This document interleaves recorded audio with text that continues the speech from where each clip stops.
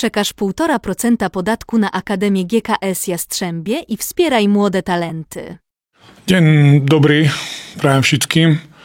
Tak myslím si, že dzisiaj sme vedeli, o čo gráme, že sa stretli dve družiny, ktoré bardzo potrebujú 3 punkty a my sme pokazali väčší chęć vo futbale a myslím si, že pod môjim vedením to byl najlepšia prvá polova, kde sme hrali s intenzívnosťou, dobre v pressingu a vykorisťovali sme stále fragmenty Rogalem, ktorý dal 2-krát zo stáleho fragmentu gól. Šliva pokázal individuálnu akciu, ale myslím si, že dzisiaj rozhodlo alebo decidovalo o tom, že sme refreshli ten tým, lebo sme grali bardzo dobré spotkanie doma s Elblagem, kde sme nemohli dať gól. Dzisiaj sme dali štyži, som za to rád, ale refreshli sme tú družinu a som rád, že chlopáci, ktorí dostali šanc, nám pokázali, že nenadarmo sú v GKS-u. Som rád, že druhú polovu sme kontrolovali meč, keď nebylo to ľahké, lebo přetivník chcel niečo zrobiť s Vynikem. Mal tam gól, ktorý dal z kárne a potom mal minimálne dve dobré situácie, kde pri jednej nás podržal Drážik a potom sme už kontrolovali meč a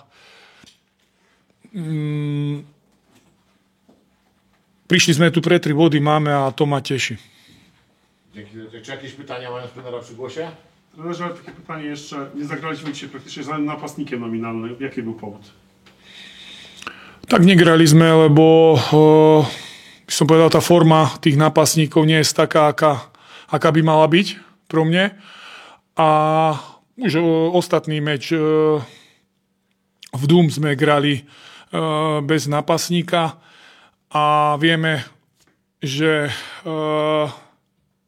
Piontek tu gral a mal motiváciu nám pokazať tú energiu, ten chęć.